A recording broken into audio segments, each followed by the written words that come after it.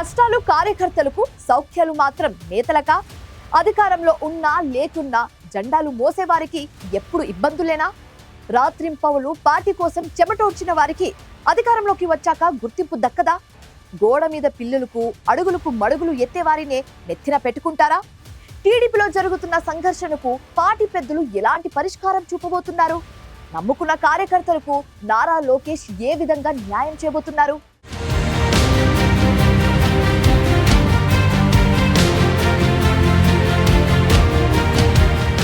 కార్యకర్తలే పార్టీకి బలం, బలగం అనే మాట టీడీపీలో మొదటి నుంచి వినిపిస్తోంది. అన్న ఎన్టీఆర్ నుంచి సీఎం చంద్రబాబు దాకా పదే పదే ఆ మాట చెబుతూనే వస్తున్నారు. యుద్ధరంగంలో వెన్నుచూపని సైనికుల్లా కార్యకర్తలు పార్టీ జెండా మోస్తూనే వస్తున్నారు. ఏపీలో 5 ఏళ్లు ఎదురీదిన టీడీపీని మళ్లీ అధికారంలోకి తెచ్చేందుకు తమ్ముళ్లు తెగించి కోట్లాడారు. కానీ చొక్కా మడత నలగని వారు, పార్టీ కోసమేనాడు పెద్దగా కష్టపడని వారు అధికారాన్ని ఎంజాయ్ చేస్తుంటే నిజంగా చెమటొచ్చిన వారు న్యాయం జరిగేదెప్పుడని ఎదురు చూస్తున్నారు. కూటమి ప్రభుత్వం కావటంతో కొన్ని సర్దుబాట్లు తప్పవని సర్దుకుపోతున్నా అసలైన కార్యకర్తలకు అన్యాయం జరుగుతోందనే ఆవేదన టీడీపీ శ్రేణుల్లో కనిపిస్తోంది.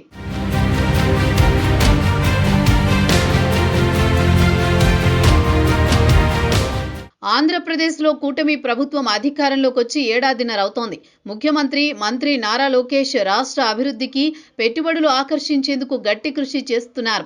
కానీ పార్టీ కోసం పనిచేసిన వారికి మాత్రం ఏదైనా చేద్దామన్న ఆలోచన అగ్రనేతలకు రావడం లేదన్న అసంతృప్తి కార్యకర్తల్లో ఉంది. పార్టీ కోసం అనేక మంది ప్రాణాలర్పించారు. కొందరు తమ ఆస్తులు కోల్పోయారు. మరికొందరు రాజకీయ ప్రత్యర్థుల వేధింపులతో ఊరు వదిలి వెళ్లిపోయారు.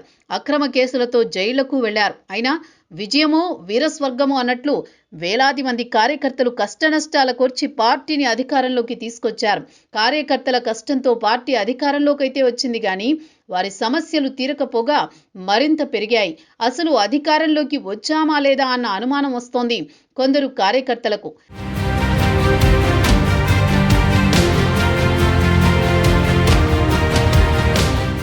గతంలో వైసీపీలో ఉండి ఇప్పుడు టీడీపీలోకి వచ్చిన వారు పెత్తనం చెలాయిస్తున్నారని కార్యకర్తలు తీవ్ర ఆగ్రహం వ్యక్తం చేస్తున్నారు. గత 5 ఏళ్లలో తెలుగుదేశం పార్టీ కార్యకర్త కష్టాలు అన్నీ ఇన్ని కావు. కనీసం జెండా పట్టుకోవాలంటే భయపడే పరిస్థితి ఉండేది. అయినా ఏమైనా అవుతుందని పార్టీ కోసం గట్టిగా నిలబడ్డారు. అధికారంలోకి తెచ్చేందుకు కష్టపడ్డారు. కానీ తమ బాగోగుల గురించి అధిష్టానం ఏమాత్రం పట్టించుకోవడం లేదని తమ్ముళ్ళు అంటున్నారు. చాలా చోట్ల ఎమ్మెల్యేలు కష్టపడ్డ కార్యకర్తలను పట్టించుకోవడం లేదు. పార్టీ కోసం ప్రాణాలు ఇచ్చిన చంద్రయ్య కుమారుడికి నేటికి ఉద్యోగం రాకపోవడం పరిస్థితిని అద్దం పడుతుందంటున్నారు టీడీపీ కార్యకర్తలు. నియోజకవర్గాల్లో ఎమ్మెల్యేలు వ్యవహరిస్తున్న తీరుతో కార్యకర్తలు మనోవేదనకు గురవుతున్నారు.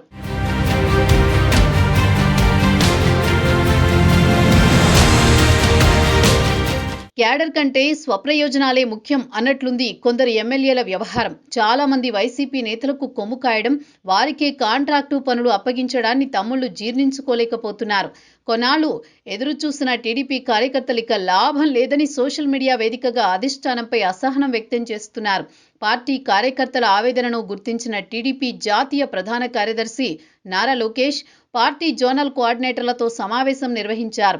నామినేట్ పోస్టులు గతం కంటే ప్రస్తుతం ఎక్కువగా ఇచ్చినా కార్యకర్తలలో ఎందుకు అసంతృప్తి ఉండేదనే దానిపై లోకేష్ దృష్టి సారించినట్టుగా తెలుస్తోంది. దీనికి సంబంధించిన పూర్తి సమాచారం ఇవ్వాలని నేతలకు సూచించినట్టు తెలుస్తోంది.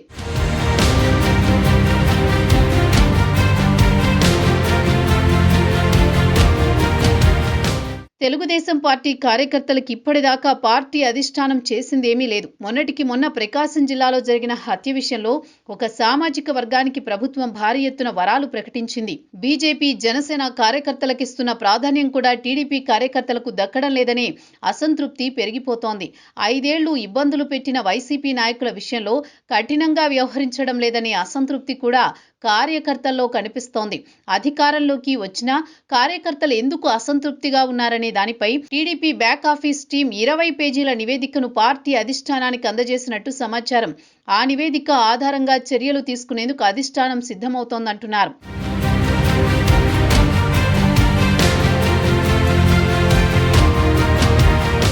వైసీపీని ఎదిరించి పార్టీ కోసం పనిచేస్తే ఆ పార్టీ నేతలకు కొందరు కొమ్ము కాస్తుండడాన్ని టీడీపీ తమ్ముళ్లు భరించలేకపోతున్నారు.